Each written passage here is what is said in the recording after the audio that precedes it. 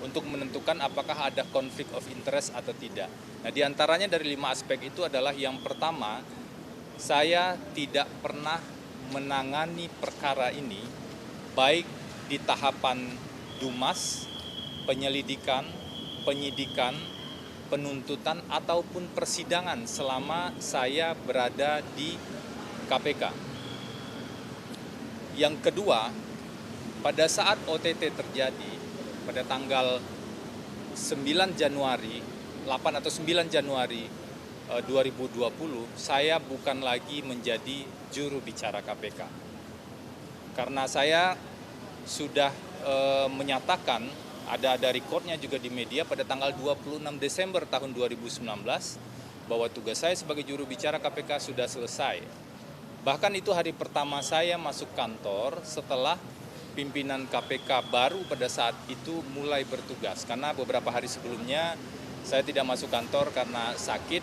Kemudian saya baca berita pada saat itu pimpinan KPK ingin mencari juru bicara baru, maka pada tanggal 26 di hari pertama masuk kantor itu saya langsung menemui pimpinan dan menyampaikan bahwa saya sudah bukan juru bicara lagi. Jadi pada saat OTT itu saya bukan lagi juru bicara, sehingga sejumlah akses, sejumlah informasi yang biasanya didapatkan oleh juru bicara kemudian tentu sudah terputus pada saat itu.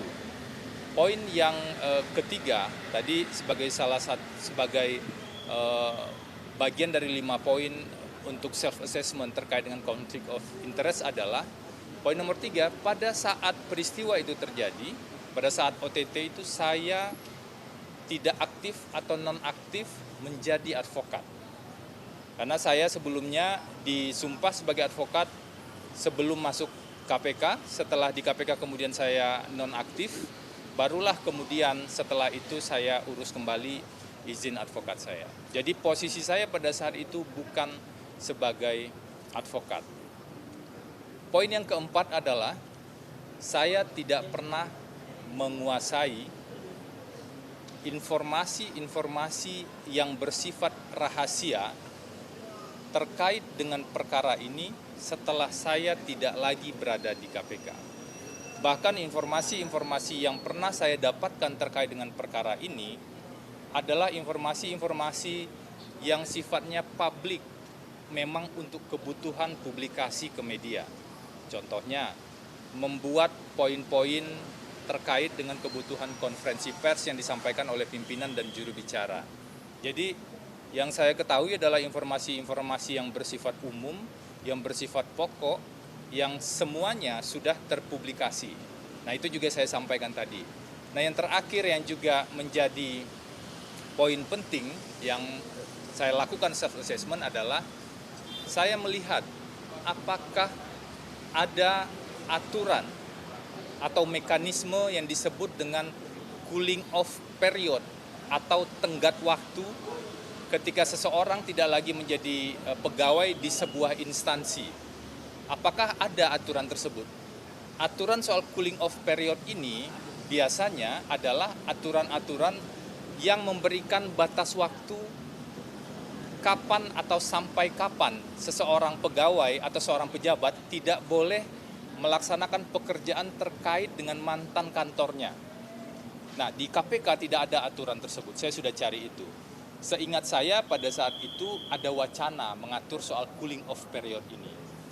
Namun sebagai bentuk kehati-hatian, itikat baik saya dan kemudian kesungguhan saya melihat aturan itu, saya mencoba menggunakan metode komparasi dan melihat aturan di instansi lain.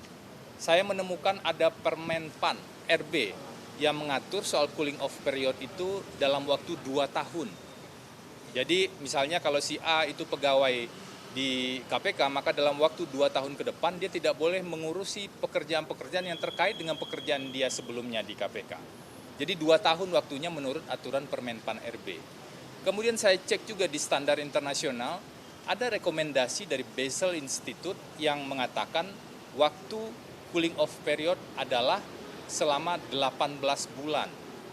Nah, sementara kalau dibandingkan dengan perkara ini, saya sudah pamit dari KPK sekitar Oktober 2020 dan baru menangani perkara ini di tahap persidangan yang sedang berjalan ini pada bulan Maret tahun 2025. Jadi sesungguhnya jaraknya jauh sekali, lebih dari 4 tahun. Nah, berdasarkan 5 aspek itulah, di self-assessment itulah kemudian saya memutuskan untuk mendampingi Pak Hasto. Mendampingi Pak Hasto ini tentu saja bukan membenarkan kalau memang ada yang salah ya, tapi menguji semua fakta yang ada di berkas perkara di forum persidangan yang terbuka untuk umum. Nah, terakhir ini juga perlu saya sampaikan, saya juga menyampaikan pada saat peristiwa OTT tersebut terjadi, saya memang diminta untuk membantu, karena saya di Humas ya, untuk membantu menyiapkan konferensi pers dan poin-poin pokok yang disampaikan ke media. Jadi saya hadir di rapat yang terkait dan kemudian fokus saya adalah bagaimana agar informasi tersebar pada teman-teman media secara cukup, proporsional, tetapi lengkap untuk akuntabilitas pada publik. Jadi begitu ya, itu yang bisa saya sampaikan. Intinya kurang lebih dalam proses pemeriksaan dan diskusi yang terjadi, jadi banyak diskusi tentang peran-peran advokat tadi, dan itu saya jelaskan. Tentu dari perspektif undang-undang advokat, kemudian aturan-aturan yang terkait dan praktik-praktik yang terkait. Saya pikir itu dulu yang bisa saya sampaikan. Ini ada pertanyaan sederhana aja. Kliknya dari mana? Dari Mas Hasto bisa Anda ke saksi Harun Masiku? Apakah ketika Anda menjadi seorang advokat atas klien Pak Hasto, diduga penyidik KPK mengetahui banyak terkait informasi yang dimiliki Mas Hasto, khususnya terkait Harun dan yang lainnya? Apakah itu yang diduga kuat menjadi pemikiran penyidik sehingga harus mengkonfirmasi ke Anda soal HM dan Doni? Tidak ada konfirmasi tentang Harun Masiku ke saya.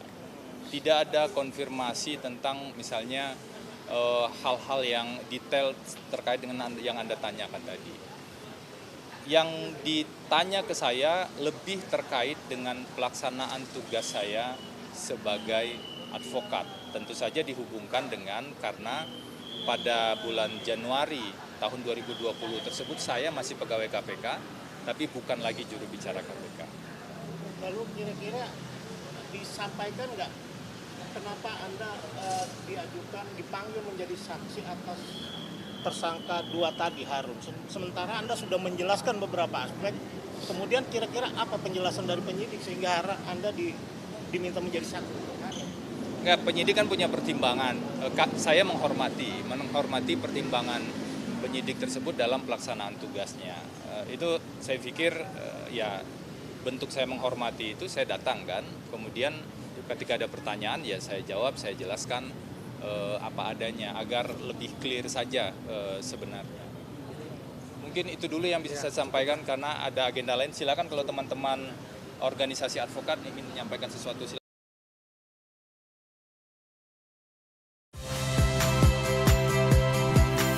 Saya Tifa Solesa. Saksikan program-program Kompas TV melalui siaran digital, pay TV, dan media streaming lainnya. Kompas TV, independen, terpercaya.